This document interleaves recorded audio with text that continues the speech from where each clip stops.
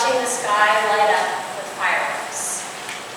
And so even though I hate being hot, especially this summer, and mosquitoes seem to pick me out of a crowd every time, I cannot help but love the 4th of July. Independence Day, we call it. But sometimes I wish we could call it Freedom Day, so we could spend a little more time wondering what that word means. What are we free from?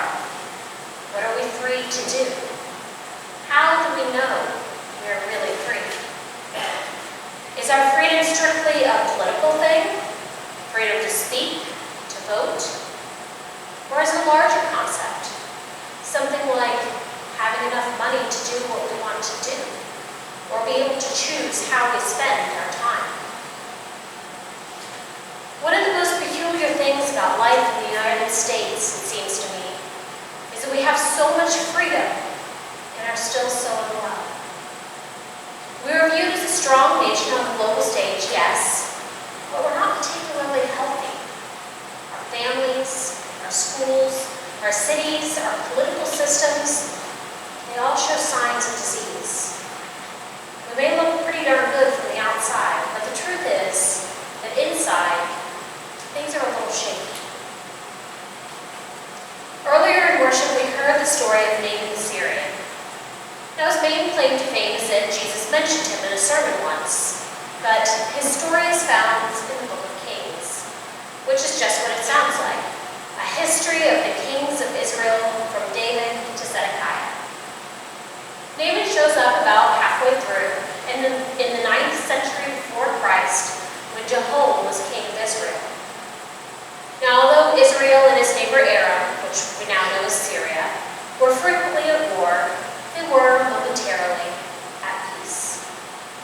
Aram had a better army, however, and Israel knew it. Israel even knew the name of the Aramean army since he had beaten up on them more than once. His name was Naaman, which means pleasant.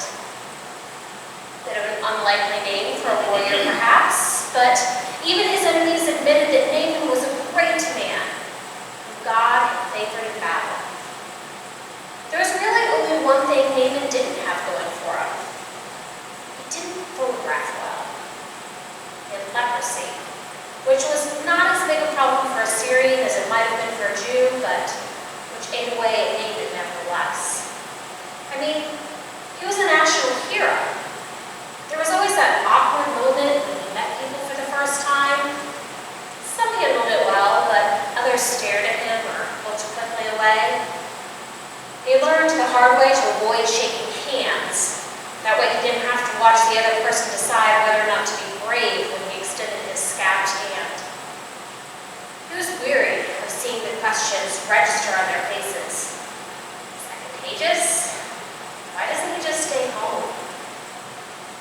But the questions of strangers were nothing compared to Naaman's own.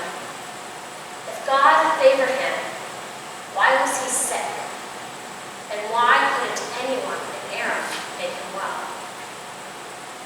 Until one day Naaman received help from the last person he would have expected, a young Jewish girl who had been taken captive during one of his military raids on Israel. She was the least of the least in Aram. A child, a slave, a Jew, and a female. The book of Kings doesn't even give her a name, but she was the one who led Naaman to his cure. Now, she didn't speak directly to him, of course. He was much too scary for that. Instead, she spoke to Naaman's wife, whom she served. If only he were with the prophet in Samaria, the girl said, he would cure him of his leprosy. It was a preposterous idea, of course. The king's own physicians had failed to do Naaman any good, but a strange faith healer in Israel could cure him? Still, Naaman jumped at the opportunity. Ridiculous or not, he had tried everything else. What could it hurt? Naaman visited the king of Aram, who was happy to oblige his top general, and wrote a letter to the king of Israel to help him on his way. Naaman then went home, packed, kissed his wife goodbye, and set off for Israel, where he presented his letter to the king of Israel. whoever reaches you," it said, "know that I have sent you my servant Naaman that you may cure his leprosy." It was a nice gesture, but misguided. The problem was that the king of Aram didn't understand real power. He thought that if anyone in Israel could cure Naaman, the king would surely know about it. Well, the king didn't know about it, because the only kinds of power he had were political power and military power. He didn't know anything about healing power, redeeming power, the power of God, which is why he got so upset when he read the letter. "Am I God?" he howled, tearing his royal robe, "that this man sends me word to cure a man of leprosy?" It sounded like a trap. Like the king of Aram had asked him to do the impossible just so that Aram would have an excuse to declare war on Israel again. Word of the king's distress got around town pretty quickly, and soon it reached Elisha, the very prophet referenced by the Jewish serving girl in Naaman's household.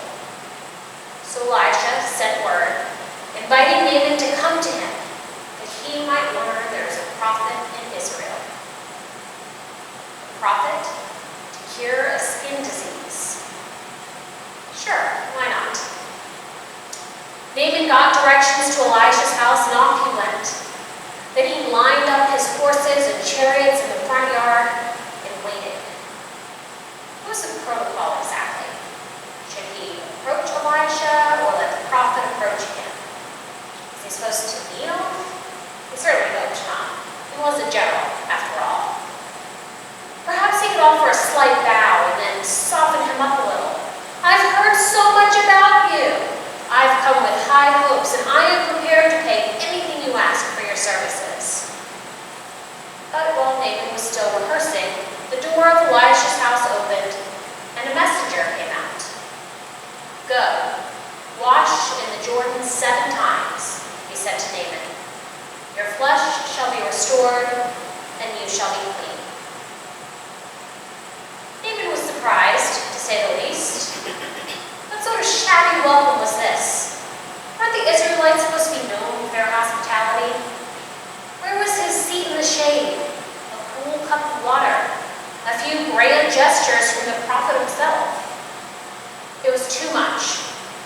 Are not the rivers of Damascus better than all the waters of Israel? He spat. Could I not wash in them? He raged. But Naaman's servants calmed him. If he had given you something hard to do, you would have done it, right? They reasoned. So he gave you something simple. Why not? You've come all this way. And that was the beginning of Naaman's cure. He was completely emptied out. His royal connections had gotten him nowhere. His reputation had gotten him nowhere. His bags of money had gotten him nowhere. Elisha wouldn't even come out of his house to meet him. And now he had been tasked with this extremely stupid act to strip down in front of all his men and take the world's longest bath in a muddy river that barely came up to his knees. But he did it. He left his clothes and shoes on the bank. He picked his way through the rocks to the deepest part of the river. The water was sort of green and smelled of fish. There was nothing remotely sacred about it. Naaman found a place to kneel and sink down for the first time. It was cold under the water, but not on top of it. He didn't dare lift his skin. 7 times he made the plunge from cold to hot, from river to sun. Each time he rose, he sucked air like a newborn. Then he went down again with his eyes wide open so that the sky rippled and turned green as the water. He tried not to think about anything but the number. 5, 6. By the 7th time, he was winded. He was also very clean. When he looked down at his skin, he saw the flesh of a child. It was smooth. It was flesh. Later on, he tried to pay Elisha, but Elisha would not hear of it. Your money's no good. God works for free. So it was a cheap cure. All Naaman had to do was follow directions. All he had to do was empty himself out, abandoning the pretense that who he was or what he was worth would get him what he needed. All he had to do was strip down until his hurt flesh was exposed for everyone to see. Go play in the river like a child. And God did for him what military victories and kings and wealth could never do. God restored his flesh.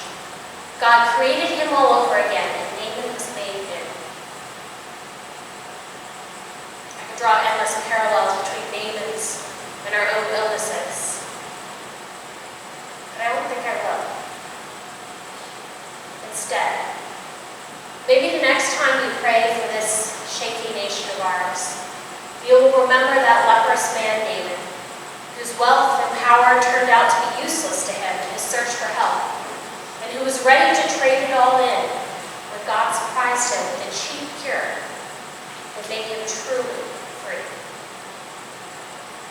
In the name of the Father, and of the Son, and of the Holy Spirit.